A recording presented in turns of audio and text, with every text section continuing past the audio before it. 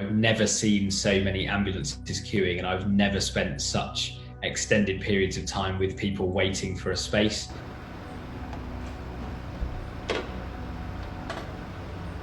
In our case, we've gone up by double the number of patients. We're still in London admitting the equivalent of a really big hospital every single day. I've just finished 10 days of isolation because my wife tested positive, so she's also a paramedic. The personal protective equipment that we were wearing was, from our perspective, not quite enough, and a number of our friends and colleagues were in the same situation, and they've also tested positive over the last few weeks. Where we were at the beginning of December thinking we had weathered the storm, suddenly we've had a surge in numbers so huge we couldn't have imagined it would be as bad. And that's because this new variant spreads so easily, spreads like wildfire, and it's caught us a lot by surprise. The new variant just made it absolutely explode.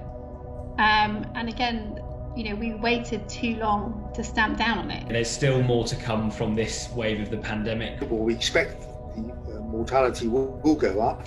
And we're seeing far more people being admitted to intensive care units that are now becoming overwhelmed. A lot of hospitals in the southeast are now cancelling what are called 28-day cancer surgeries. The people who've had their surgeries cancelled are now having to wait at home knowing that their tumour's growing.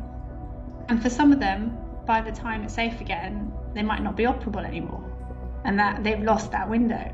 So I mean, that to me is a kind of a mental torture.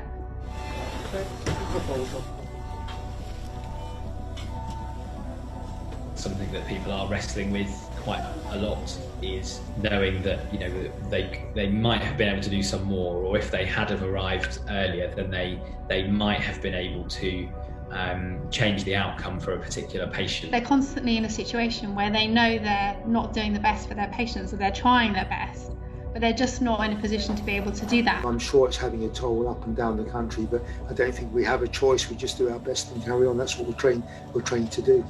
And I'm very privileged to work with people who feel that way.